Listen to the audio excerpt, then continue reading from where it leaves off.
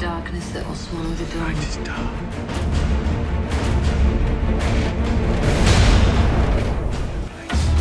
You're not as clever as you think you are.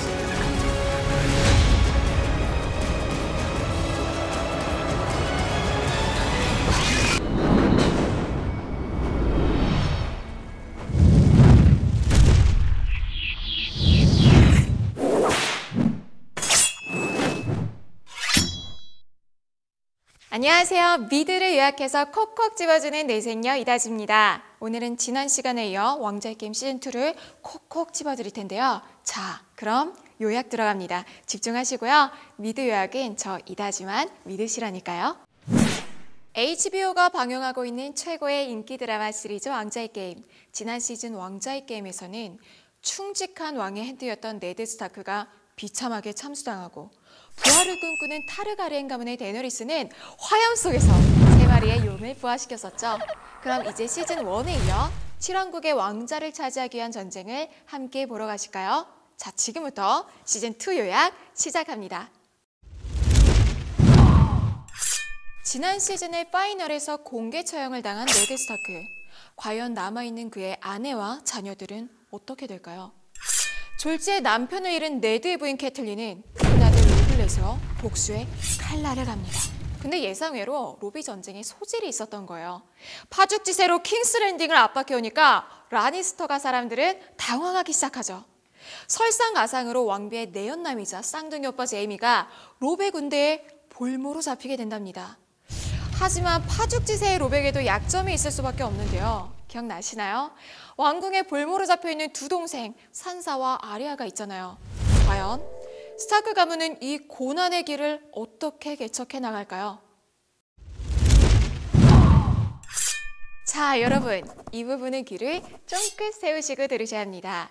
시즌2에서 왕좌를 위협하는 중요한 인물로 떠오르는 사람이 있어요. 바로 죽은 왕의 동생 스타니스 바라테온인데요. 스타니스는 왕좌에 앉은 조프리가 사실 친아들이 아니기 때문에 진정한 왕의 혈통인 자신이 왕위를 이어야 한다고 주장해요. 빨간 마녀를 조력자로 삼아 마법의 힘을 얻은 스타니스는 킹스랜딩을 향해 출정합니다. 여기서 이런 질문을 하시는 분들도 있으실 것 같아요. 아니, 웬 마녀? 너무 황당하다고 생각하실 수도 있는데요. 중세 유럽은 마녀의 존재를 대부분의 사람들이 믿었습니다. 마녀 사냥이 과학혁명이 일어나는 17세기까지도 지속될 정도로 중세엔 흔한 생각이었어요. 그럼 라니스터 가문은 이걸 어떻게 막아낼까요? 왕비의 아버지인 타인 라니스터는 영리한 난장이 아들 티리온을 왕의 핸드로 임명합니다. 티리온은 난장이로 태어났다는 이유만으로 가문에서 배척당해온 인물입니다. 실제로 유럽 중세시대엔 장애인이 살아가기조차 힘든 상황이었는데요. 장애인은 영적인 죄를 지어서 그렇게 된 거라는 미신이 있었거든요. 어쨌든 아버지에게 외면당해온 티리온에게 왕의 오른팔 자리는 일생일대의 기회였죠. 자신을 증명하기 위해서라도 필사적으로 전쟁을 준비하는 티리온. 그의 어깨가 무겁습니다. 안 그래도 작은데 더 작아지면 어떡하죠?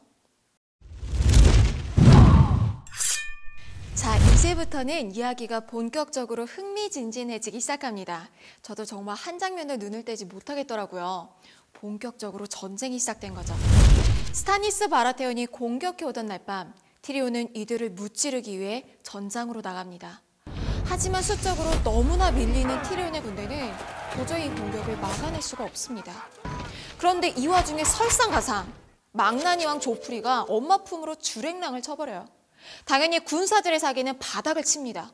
전쟁 중에 왕이 도망가다니 완전 어이가 없는 일이죠. 그러나 남자 중에 상남자, 우리의 티리온은 도망치지 않고 군사들을 독려합니다. 우리는 왕을 위해서 싸우는 게 아니다. 우리의 아내와 자식들을 위해서 싸우자라고 말합니다. 그렇게 끝까지 스타니스의 군사들과 싸우게 되죠. 작지만 강한 남자, 티리온을 제가 미워할 수 없는 이유를 아시겠죠? 하지만 결국 승리의 영광은 티리온의 아버지인 타윈의 차지가 됩니다. 어떻게 된 거냐고요? 전쟁의 끝에 타윈이 군대를 이끌고 나타나서 이미 지쳐버린 스타니스의 군대를 밀어버렸거든요. 완전 그냥 주워 먹은 거죠. 사냥이 끝나면 사냥개를 죽인다는 말이 있죠. 타윈은 자신의 아들 티리온이 가진 권력을 다시 뺏고 골방에 쳐넣어버립니다. 시즌 내내 고통받는 불쌍한 티리온. 그는 앞으로 어떻게 이 위기를 극복해 나갈까요? 기대해 보셔도 좋습니다. 자, 이제 시즌2를 정리하는 마지막 포인트입니다. 시즌2를 이야기할 때 빼먹지 말아야 할 또 한 명의 인물, 북쪽 장벽으로 간 스타크가의 서자 존 스노우의 이야기입니다.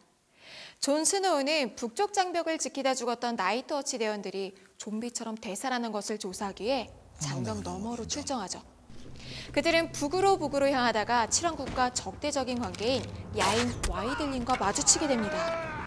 또 다른 나이트워치 대원들은 오래전 자취를 감춘 베키 화이트워커가 다시 나타난 것을 보고 두려움에 사로잡히게 되죠.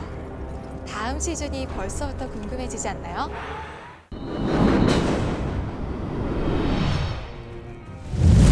자, 짧게 시즌3 이야기 들어갑니다. 시즌3에서는 이제껏 변방에서 힘을 길러오던 용의 가문 타르가렌의 데너리스가 이야기의 중심으로 진입합니다. 아래에서 부활시킨 용들로 인해 그녀는 위력적인 존재가 되죠. 자신의 세력을 조금씩 키우며 무서운 행군을 합니다. 한편 스타크 가문은 큰 위기의 소용돌이에 빠져버리죠. 예상치 못할 만한 피해 반전이 기다리고 있어요. 도저히 궁금해서 못 견디시겠다고요?